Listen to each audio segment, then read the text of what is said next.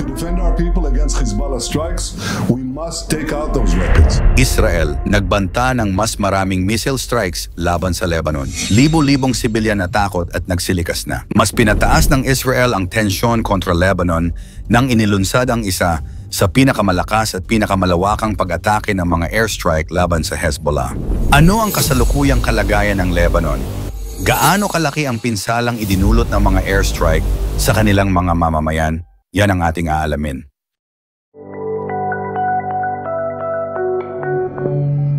Mula noong September 2024, naglunsad ang Israel ng mga malalakas na airstrike laban sa Hezbollah bilang tugon sa mga rocket na pinaputok ng grupong militante.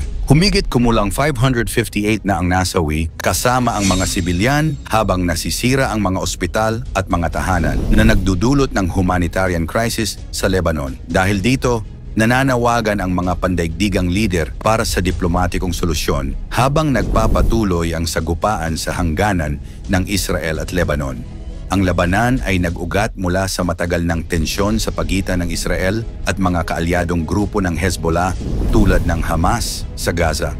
Ang Hezbollah na pinunduhan ng Iran ay nagpalawak ng pakikidigma mula Gaza patungong Lebanon.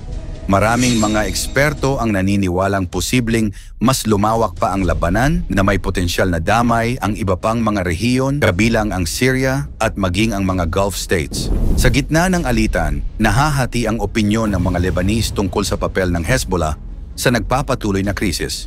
Pag-usbong ng labanan, nag-ugat ang kasalukuyang tensyon nang sumiklab muli ang karahasan sa Gaza na humantong sa paglunsad ng mga pag-atake ng Hezbollah sa Israel bilang pakikiisa sa mga Palestinian groups. Sa kasagsagan ng sagupaan, kinondena ng Lebanon ang mga airstrike ng Israel na sumira sa mga kritikal na infrastruktura at nagdulot ng malawakang pinsala sa mga sibilyang lugar, partikular na sa Southern Lebanon. Ayon sa mga ulat, napilitang lumikas ang libu-libong mga residente mula sa mga lugar na direktang naapektuhan ng labanan.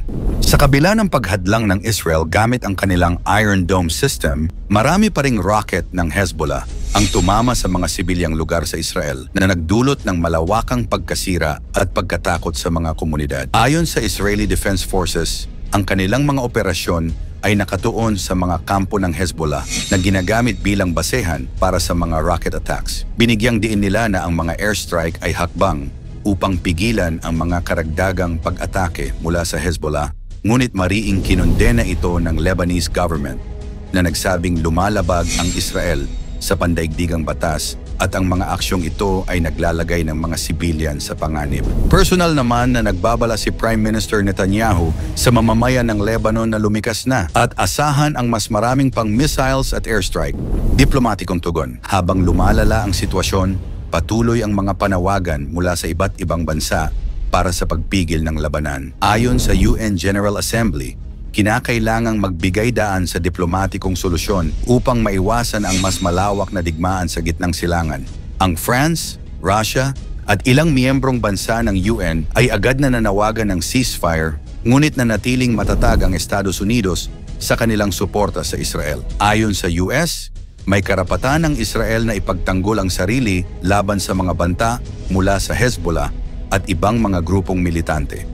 Gayunpaman, pinalala ng patuloy na pagsuporta ng Iran sa Hezbollah ang sitwasyon, lalo na't ipinahayag ng Tehran ang suporta nito sa mga aksyon ng Hezbollah. Sa Lebanon, ang humanitarian crisis ay lumalalim. Apektado na ang ekonomiya ng bansa na dati nang dumaranas ng krisis pang-ekonomiya at politikal. Ayon sa Lebanese delegation sa UN, ang mga pagkilos ng Israel ay naglalagay ng mas malaking pasanin sa bansa na ang sistema ng kalusugan at iba pang mga infrastruktura ay nasa bingit ng pagguho.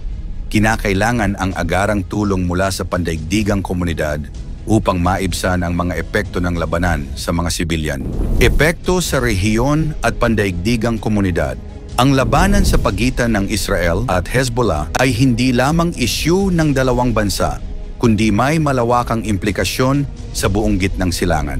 Ang mga aksyon ng Hezbollah na sinusuportahan ng Iran ay nagiging sanhi ng pangamba sa Israel at mga kaalyado nito tulad ng Estados Unidos at Saudi Arabia.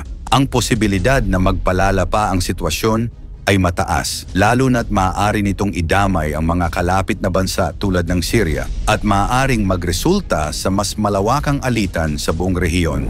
Ang mga hakbang ng Hezbollah laban sa Israel ay naglalagay sa kanila sa isang delikadong posisyon, lalo na't maraming Lebanese ang hindi sumusuporta sa kanilang pagkilos. Bagamat malakas ang suporta ng Iran sa Hezbollah, hindi ito nangangahulugang madali nilang magagapi ang Israel. May mga ulat na nagsasabing pinipilit ng Hezbollah na ipakita ang kanilang kakayahang militar upang itago ang mga kahinaan nila sa loob ng kanilang bansa. May mga tensyon din sa loob ng Lebanon, kung saan maraming mga mamamayan ang hindi sang-ayon sa estratehiya ng Hezbollah na para sa ilan ay naglalagay lamang sa kanilang bansa sa mas malalim na krisis. Ang posisyon ng Hezbollah. Ang Hezbollah ay nahaharap sa mga seryosong hamon. Bagamat sinusuportahan sila ng Iran, limitado na ang kanilang mga mapagkukunan matapos ang kanilang partisipasyon sa digmaang sibil sa Syria. Ang kanilang patuloy na laban kontra Israel ay maaaring magpahina sa kanilang kakayahang ipagtanggol ang kanilang mga sarili sa hinaharap. Ang mga tagasuri ay naniniwalang sinusubukan ng Hezbollah na gamitin ang kasalukuyang krisis upang palakasin ang kanilang panloob na suporta. Ngunit mahihirapan silang magtagumpay kung patuloy na babagsak ang ekonomiya ng Lebanon at kung lalong magkakaroon ng tensyon sa loob ng bansa. Ayon sa ilang mga eksperto, maaaring magdulot ng pagkawala ng suporta sa Hezbollah mula sa mga Lebanese na nais ng kapayapaan at katahimikan. Ang kasalukuyang labanan ay nagpapakita na kahit na malakas ang impluwensya ng Hezbollah sa Lebanon, maaaring hindi nila matugunan ang lahat ng mga banta sa kanilang bansa at maging sa kanilang grupong militante sa mga darating na panahon. Ang nagpapatuloy na labanan sa pagitan ng Israel at Hezbollah ay hindi lamang nagdudulot ng panganib sa militar, kundi nagdudulot din ng malalim na pasakit sa mga sibilyan, lalo na sa Lebanon.